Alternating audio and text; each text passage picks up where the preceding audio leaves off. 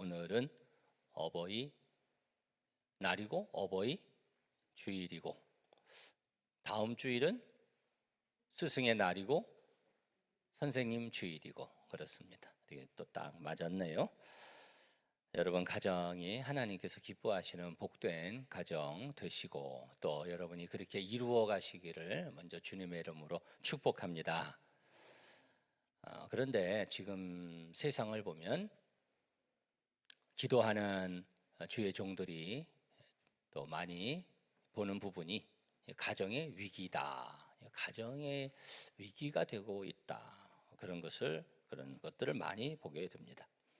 그래서 오늘은 그런 부분에 대한 말씀을 많은 부분을 나눌 수가 있지만 두 가지 큰 주제로 말씀을 나누게 되겠는데 하나는 좀 더 큰 가정에 대한 그런 부분이 되고요. 요즘 사회 현상 속에서의 여러 가정의 문제에 대한 그런 부분을 좀 상고하려고 하고 그리고 또 하나가 어버이에 대한 그래서 이제 가정의 위기에 대한 부분과 그리고 어버이에 대한 그런 말씀으로 나누려고 합니다. 하나님께서 우주를 창조하시고 그 후에 사람을 그 가운데 두시고 축복하시면서 말씀을 하셨죠. 생육하고 번성하라, 땅에 충만하라, 그리고 땅을 다스려라.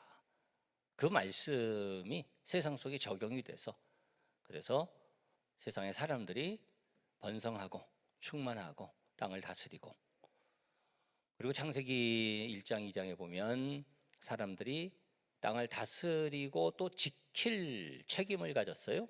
그래서 땅을 잘 지키고 관리하고 보호하면서 지금까지 이 세상이 진행되고 있습니다. 근데 땅에 충만하라고 하셨거든요. 번성하고 충만하라. 그래서 이제 번성하고 가정과 가문이 또 민족이 점점 커지는 그런 복을 기도하면서 누려왔습니다. 그런데 지금은 사회적인 문제가 이 세상 전체 그리고 특별히 우리나라의 그 문제가 굉장히 심각하다 그런 얘기를 합니다. 그것이 바로 출산율의 문제입니다. 가정을 이루고 가정은 남자와 여자가 우리 하나님께서 말씀하신 것처럼 짝을 이루고 자녀를 낳고 그리고 번성하고 그렇게 돼야 되는데 그런데 그게 잘 안 되는 거죠. 여러 사회 현상, 여러 문제들이 또 그렇게 만들어가고 있는데 그래서 우리나라 출산율이 결혼도 그렇고 결혼을 해서 아이를 잘 안 낳잖아요. 우리나라 출산율이 얼마나 되는지 여러분 아십니까? 그런 수치 잘 아시는 분도 계실 텐데 우리 OECD 국가를 갖고 그래도 어느 정도 좀 사회적이 좀 지위가 있는 그런 OECD 국가로 우리 많이 비교를 하죠. OECD 국가 중에서 우리나라가 아시는 바처럼 출산율이 제일 낮습니다. 제일 낮아서 2021년도에 우리나라 출산율이 0.81 한 명에서 훨씬 못 미치는 거죠. OECD 국가 중에서 출산율이 제일 높은 나라가 어느 나라인지 여러분 생각하실 수 있으시겠어요? 미국이 1.17이고 영국이 1.63이고 독일이 1.54고 뭐 이렇게 됩니다. 제일 높은 나라가 제일 출산율이 높은 나라가 이스라엘입니다. 이스라엘의 출산율이 작년에 3.01 3명이 넘습니다. 그러니까 그렇게 보면 이 출산율이 그 나라의 신앙이나 철학과 무관하지 않다. 이런 것을 알 수가 있는 거예요. 잘 분석해 보면 참고로 제가 태어날 때쯤 옛날에 태어날 때쯤 출산율이 얼마인가 이렇게 봤는데 50년대 후반에 5.7 정도였어요. 5.7. 지금은 상상이 안 되는 숫자죠. 5.7. 60년대 초반이 더 많았습니다. 저 높았어요. 6.3. 그러니까 그 즈음에는 한 6명 정도만이 나셨다. 이렇게 볼 수가 있습니다. 그러다가 출산율이 급격히 떨어지기 시작한 거예요. 그래서 아들, 딸 구별 말고 여러분 그 기억나시는 분 있죠? 어떻게 해요? 하나만 낳아서 잘 키우자. 둘인가요? 하나인가? 뭐 그런 유행어도 만들고 그랬는데 이거 아니다 해가지고 화들짝 놀라가지고 출산율 높이려고 막 하는데 그게 좀 잘 안 되죠. 이 세상이 유지되려면 몇 명을 낳아야 할까요? 한 명으로 안 되고 두 명이면 본전치기. 그렇죠. 둘이 결혼해서 둘 낳으면 본전치기. 그런데 결혼하기 전에 뭐 사람의 어떤 상황이 어떻게 될지 모르니까 본전치기 겨우 될까 말까 그러는 거죠. 저희 부모님은 넷을 낳으셨고 사형제입니다. 저희 처가댁은 5을 낳으셨고 그래서 좀 기여를 하신 거죠. 저는 2을 낳아서 그래도 본전치기 뭐 그 정도는 되는데 한 명이면 충분하지 않은 거죠. 한 명이면 반토막 나는 거잖아요. 그렇죠? 둘이 하나 반토막 나는 거죠. 제가 좀 재미있는 생각이 나는데 제가 결혼을 할 때 40에 결혼을 했습니다. 늦게 40에 결혼을 했는데 주례하시는 목사님이 그때 총장님이 주례를 하셨는데 총장님이 좀 긴장을 하신 것 같아요. 그래서 주례사를 하시면서 주례사에서 저는 그 주례사를 다 듣고 있었는데 나중에 물어보니까 제 옆에 서 있던 사람도 옆에 누가 서 있었어요.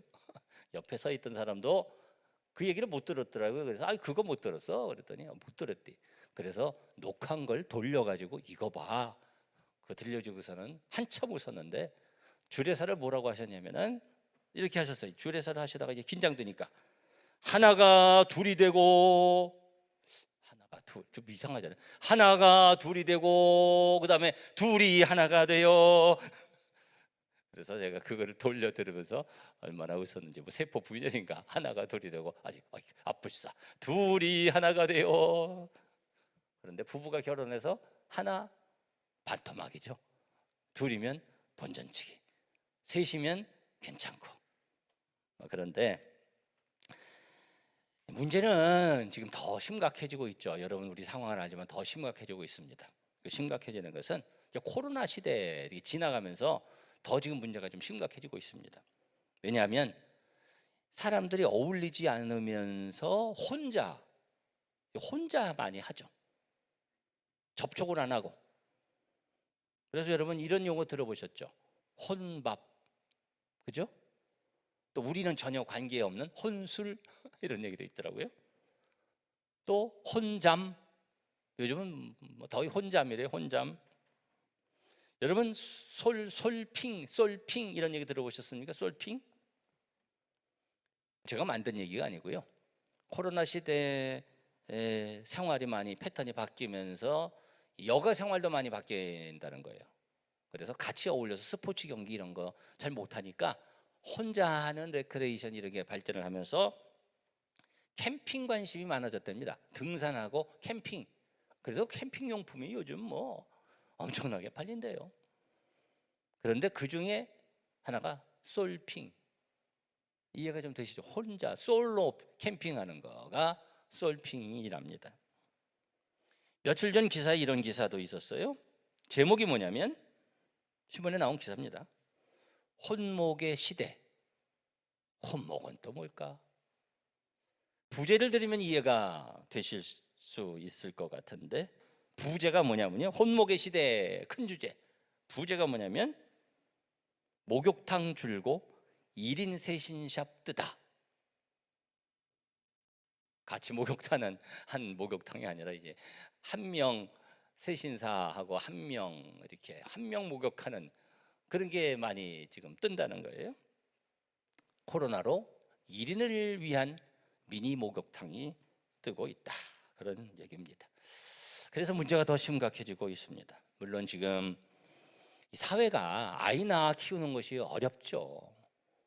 그래서 결혼도 그렇고 결혼을 해도 아이를 키우는 게 너무 어렵잖아요. 지금 경쟁 사회에서 아이를 키우는 게 너무 어렵고 또 삶도 불안정하고 하니까 아이 낳는 것이 굉장히 부담스러운, 조심하게 되는 그런 세대인 것은 맞는 것 같죠. 그러나 좋은 가정을 이루고 그리고 자녀를 낳고 그리고 번성하고 잘 되고 이런 것이 하나님의 창조 섭리고 이것을 우리가 분명히 알아야죠. 그래서 우리들이 그 문제를 위해서 기도해야죠. 처녀 총각들이 기도해야 되고 또 부모님들이 기도해야 되고 좋은 사람 만나게 해주시고 좋은 가정을 이루게 해주시고 좋은 가문을 이루게 해주시고 다복한 복을 누리게 해주시옵소서. 여러분 기도하시고 그런 가정을 가문을 이루시기를 바랍니다. 우리 교회가요, 교회들마다 그렇잖아요. 교회에서 무엇을 기도합니까? 교회 부흥을 기도하죠. 교회 부흥을 원하시면 아멘 합시다. 교회 부흥을 원하는데 그래서 우리가 기도하고 코로나 시대 지내면서도 고민하고 우리 교육자들 매일매일 하고 여러 상황도 분석을 하고 그러면서 발견한 게 있어요. 좀 교육기관 또 다음 세대 고민하고 그래서 이거 다 이렇게 조사하는 거예요. 다 조사하면서 보니까 뭐가 문제냐면 아이들이 없어요. 아이를 많이 안 낳아서. 아니 제가 지금 탓하는 게 아닙니다. 네? 현실이 그렇단 말이에요. 현실이. 우리는 그냥 구호처럼 얘기를 하잖아요. 배가 되게 해주시옵소서. 배가의 복을 주시옵소서. 그런데 아이들은 반토막도 아니고 다 그냥 막 줄어가니까 이 현실이 이렇구나. 이런 것을 발견하죠. 야, 참 위기다. 이런 생각을 하게 됩니다. 결혼하고 아이 낳고 그렇게 해야 되는데 제가 그렇지 않은 분들을 책망하려고 이런 얘기를 하는 것은 아니고 저도 좀 부끄럽다는 것은 저는 결혼을 했지만 제 동생들이 결혼을 안 했어요. 제 동생들이 결혼을 안 해가지고 싱글인데 결혼을 안 하는 것을 그렇게 사는 거로 상황이 그러니까 그렇게 살지만 그러나 저는 지금도 기도합니다. 또 하나님의 뜻이 있으면 하나님께서 좋은 짝을 이후로도 만나게 해주시고 제 동생들이 나이가 많아요. 그래서 그냥 기도는 그렇게 해요. 이후로도 좋은 사람 만나서 하나님 하시는 걸 또 모르죠. 저는 이렇게 계획도 세우고 기도도 하고 그것이 이상적이고 그것이 옳으니까 그것을 알아야죠. 그냥 세상이 흘러가는 대로 살아가는 것이 아니라 이것이 하나님께서 기뻐하시는 하나님의 모습이고 세상은 이렇게 가지만 어떤 그림을 그리고 어떤 방향으로 가야 되느냐 이것은 우리가 분명히 알아야 되는 거죠. 그래서 생명을 갖는다는 것은 하나님의 축복입니다.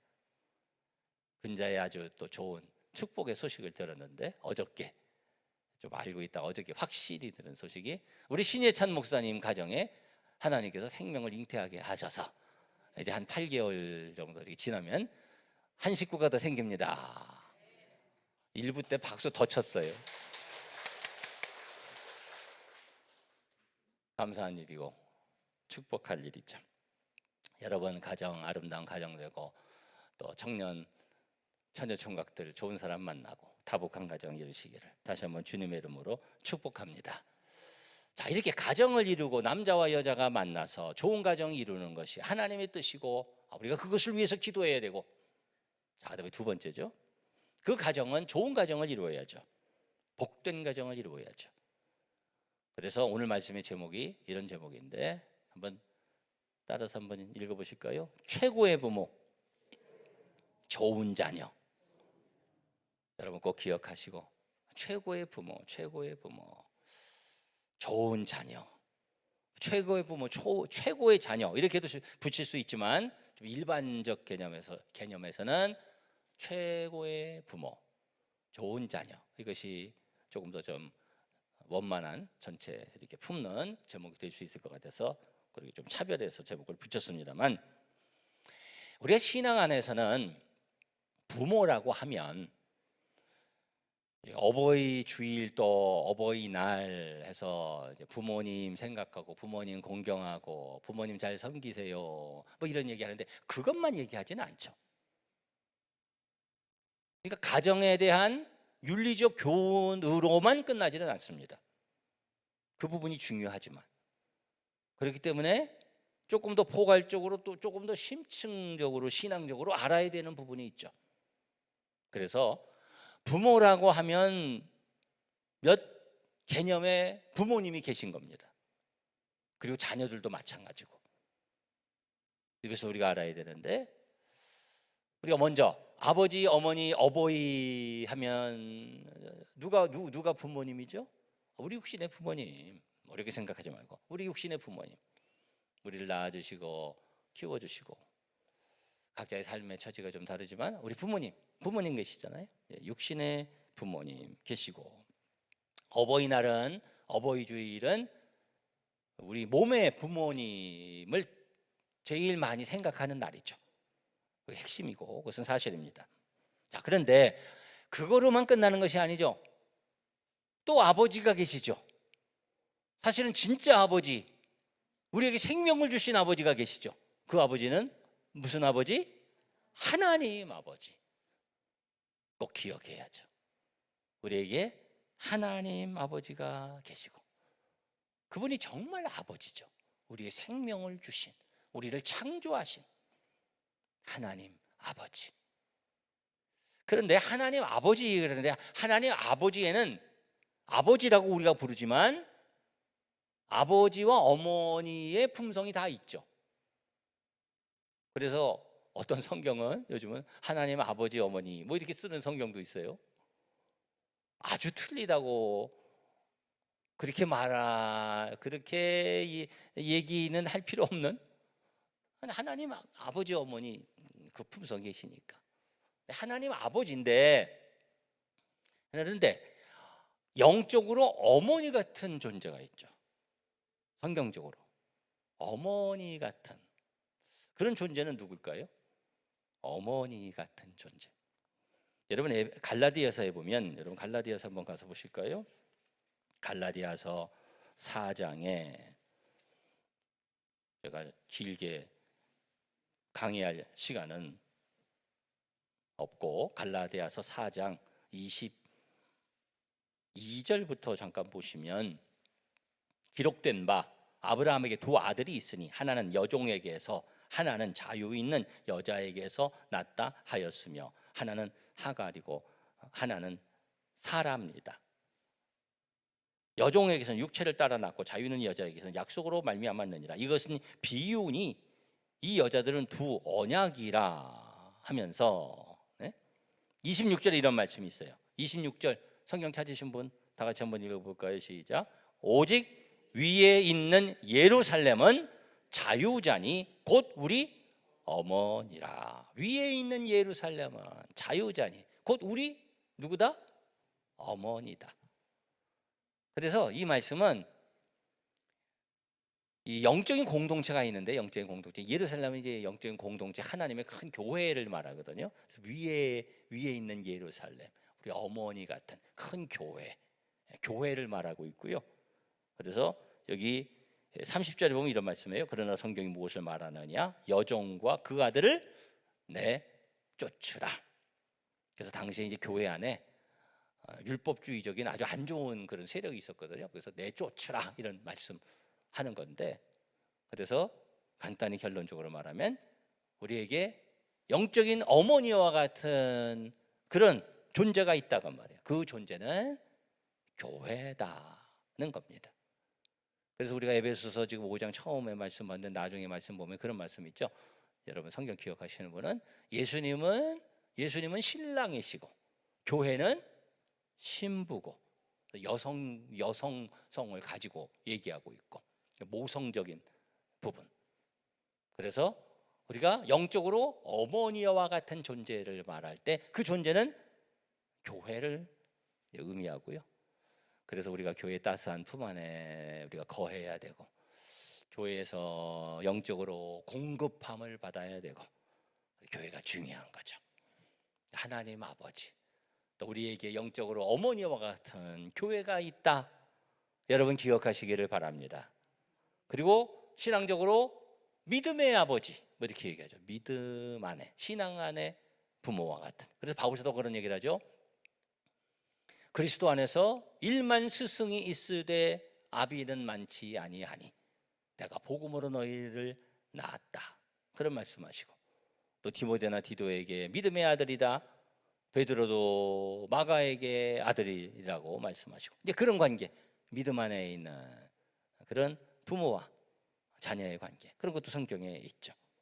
그래서 우리가 부모라고 말하면, 신앙 안에서 부모라고 얘기할 때, 아버지 어머니라고 일컬을 때 그런 개념이 있다. 하나님 아버지, 믿음의 부모님도 있고, 그리고 우리에게 그 형상 안에서 주신, 우리 하나님께서 그 형상을 우리에게 비춰서 보여주신 우리의 육신의 부모님이 계시고, 그 부모님 우리 생각하죠.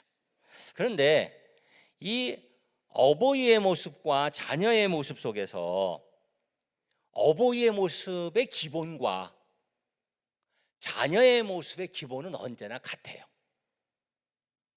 하나님 아버지로부터 그게 다 와서 그 기본이 같아요. 그것은 무슨 얘기냐면, 조금 아까 얘기한 이 어버이의 그 모습은 하나님 아버지, 뭐 또 믿음의 부모님, 또 무슨 그 교회 그 모습은 다 같은 모습을 갖고 있고, 자녀들이 가져야 되는 자세도 그 어버이에 대해서 다 같아요. 그 기본이 다 같아요. 자세가 다 같아요. 우리가 이것을 그래서 알아야 되는데, 어버이의 모습은 어떠냐면요, 자, 오늘 말씀에 그 모습이 나옵니다. 에베소서 5장 1절, 오늘 본문 말씀으로 돌아가 보겠습니다. 5장 1절에 보시면, 그러므로, 그다음 뭐라고 말씀하셨어요? 사랑을 받는 자녀같이, 그러셨죠? 2절 말씀 보니까 그리스도께서 너희를 어떻게 사랑하신 것 같이. 그래서 어버이의 모습의 가장 중요한 첫 번째 모습은 무엇이겠습니까? 사랑입니다. 그렇죠? 하나님은 사랑이시라. 부모는 사랑이죠. 물론 우리 부모님들은, 또 여러분들의 부모님들, 또 여러 상황에 따라 좀 아쉬운 모습도 있을 수 있고, 저도 이런 말씀을 나누면서 내가 어저께도 우리 사모하고 그런 얘기도 했어요. 내가 참 부족한 점이 많은 아버지야, 이런 얘기도 하고. 사람은 그렇죠. 그러나 부모님의 가장 중요한 핵심적인 그 기본은 같죠. 사랑. 하나님 아버지 사랑. 사랑하심으로 우리에게 독생자까지 주시고, 사랑이시죠. 부모님은 사랑이죠. 그렇죠? 교회는 사랑인 줄 믿습니다. 사랑이죠. 첫 번째 사랑. 그리고 두 번째 품성은 뭐냐면요, 그 사랑에서 흘러나오는 그런 품성이 있는데, 그것이 여기 2절 말씀 보니까 그리스도께서 너희를 사랑하신 것 같이 너희도 사랑 가운데 생활하라. 그는 우리를 위하여 어떻게 하셨어요? 자신을 버리사 향기로운 제물과 무엇으로? 희생 제물로 하나님께 드리셨다. 사랑하셔서 어떻게 하셨냐면 희생하신 거죠. 그래서 부모님의 모습, 그 두 번째 모습은 따라해 보실까요? 희생이죠. 자녀들이 그렇다고 해서 부모님한테 막 희생을 강요하고 바라고 뭐 그런 의미가 아니고, 부모님의 모습이 그 모습이죠. 부모님은 희생하죠. 주시는 거죠. 하나님께서 우리를 위해서 주시고, 예수님까지 주시고, 부모가 자녀를 위해서 주고, 교회가 주고, 주는 거죠. 희생이죠. 한없이 주는 희생. 우리가 기억해야죠. 다 같은 속성이죠. 부모님에게 있는, 어버이에게 있는. 그 다음에 세 번째가 뭐냐면 여기 말씀에 보면 이런 말씀 하셨어요. 5장 1절 다시 한번 보세요. 그러므로 사랑을 받는 자녀같이 너희는 하나님을 본받는 자. 하나님을 본받는 거죠. 하나님께서 그 본을 보여주시는 거죠. 이것은 무엇을 말하냐면 첫 번째는 사랑을 말했습니다. 두 번째는 희생을 말했습니다. 세 번째는 두 자로 말하면 한번 따라해 보실까요? 교육입니다.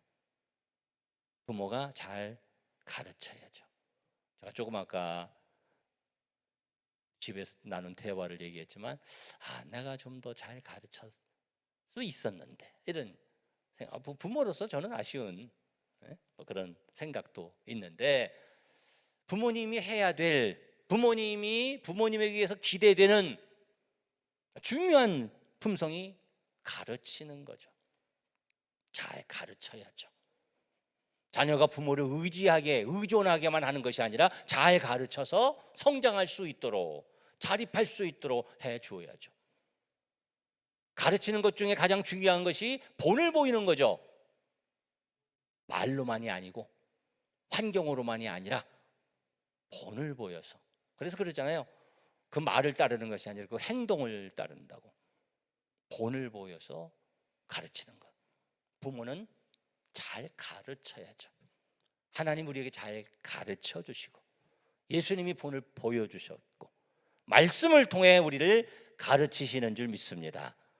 예수님이 가르쳐 주셨고 말씀을 남겨주시고 우리는 계속 잘 자라야죠. 그것이 부모님의 모습이죠. 자, 그런데 오늘은 어버이날이고 어버이 주일인데 우리가 어버이께 어떻게 해야 되느냐 하는 자녀의 기본이 똑같아요. 그 어버이의 대상에 대해서 하나님 아버지, 교회, 또 믿음 안에 우리 육신의 부모님께, 어버이께 해야 되는 기본 똑같은 건데 첫 번째는 무엇일까요? 제일 중요한 것, 자녀들이 부모님에게 또 우리 성도들이, 하나님의 자녀들이 하나님께 가져야 되는, 해야 되는 가장 중요한 것, 무엇을 하나님은 원하실까요? 그것은 하나님께서 우리를 사랑하신 것처럼 우리도 하나님을 사랑하는 것입니다. 사랑이 없으면 아무것도 아닌 거죠.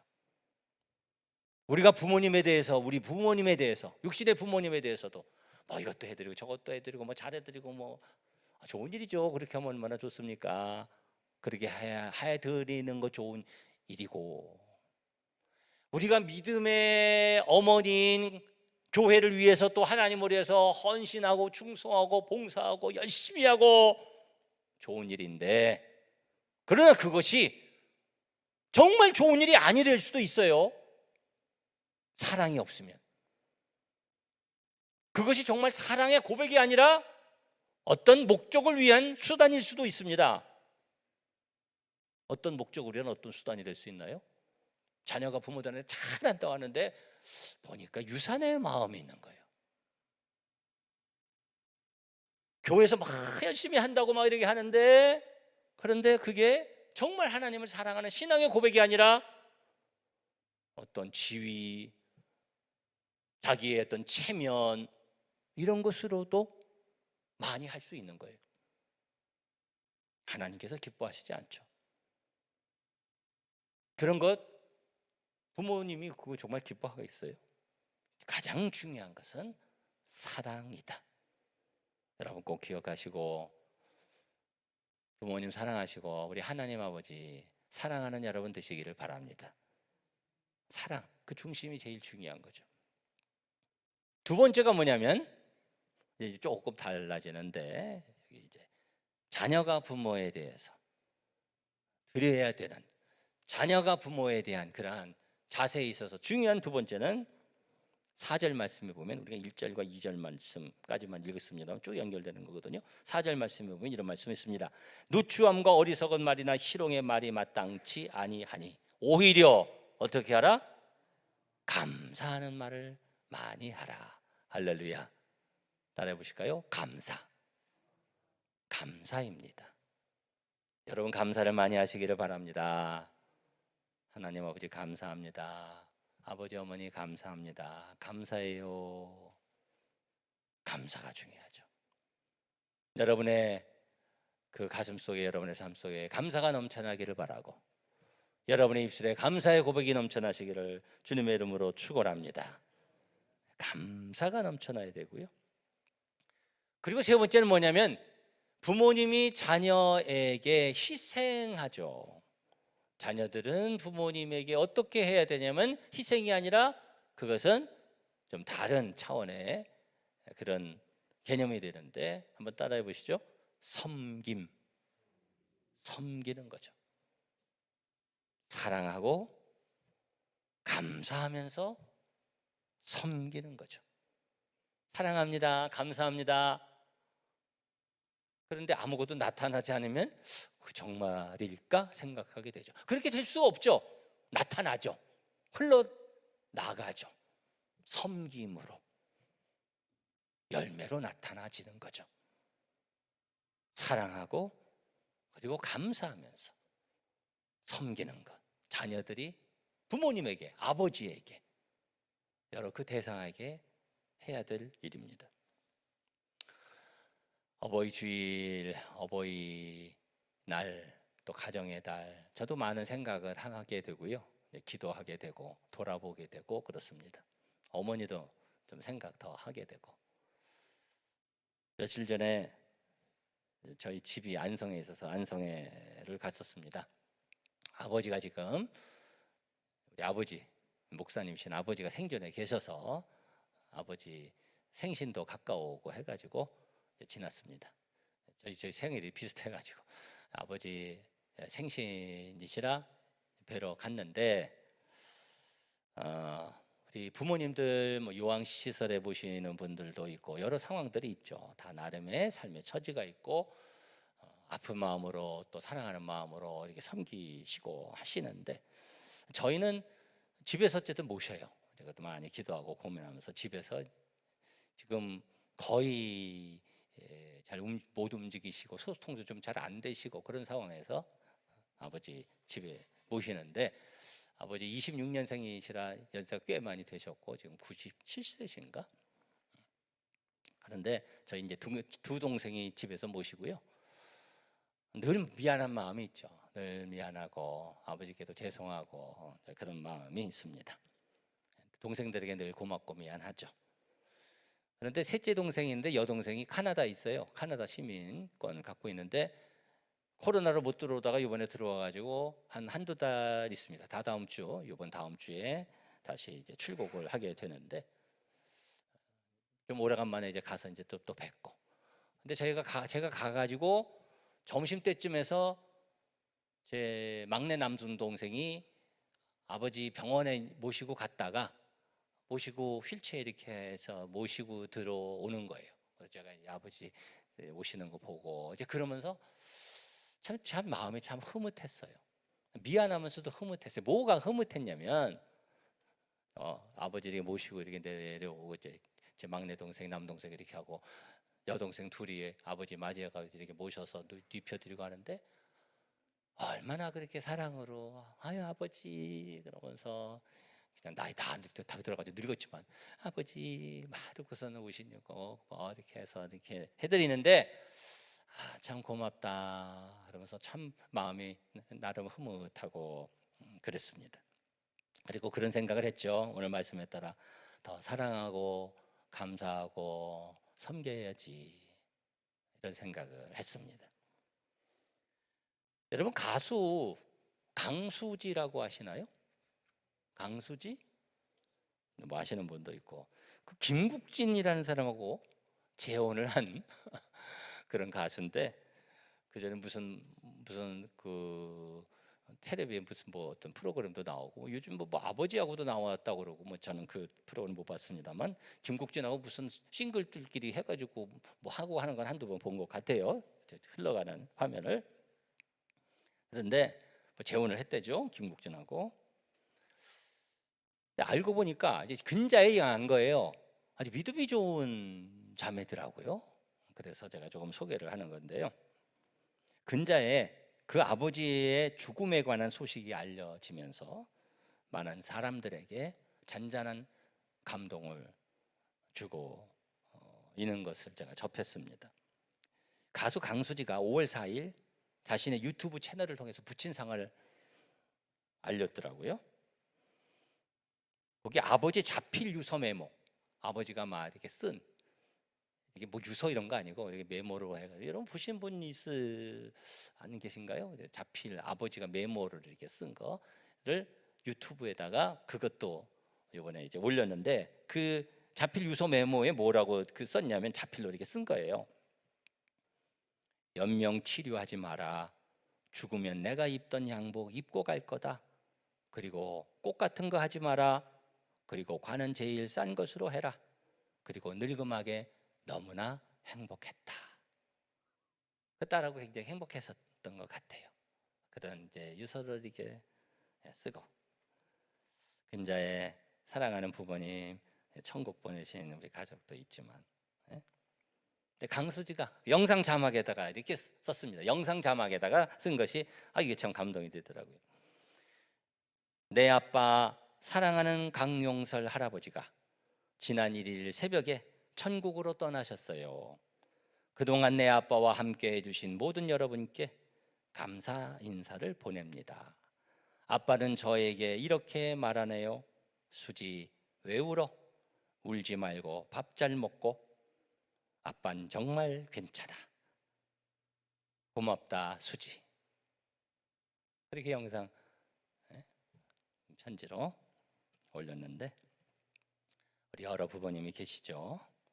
우리 육신의 부모님 계시고, 여러 상황 속에서 아픔이 있는 가정도 있고, 이런 상황에서 우리가 이 가정의 달, 우리 아버지 어머니 다시 한번 여러분 깊이 기억하시고, 중요한 것은 부모님에 대한 사랑과 감사, 그리고 섬김인데, 또 그런 분도 있을 거예요. 나는 참 육신의 부모님이 이제 안 계시다, 이런 분도 계시겠죠. 그러나 우리에게는 하나님 아버지가 계신 것을 여러분 꼭 기억하시고, 신앙의 어머니와 같은 교회에 와서 하나님 아버지 그렇게 부를 때, 우리 하나님께서 그 따뜻한 품으로 여러분 품어주시는 은혜를 여러분 경험하시기를 바라고, 우리 교회에서 하나님 아버지 어머니의 사랑을 느낄 수 있기를 바랍니다.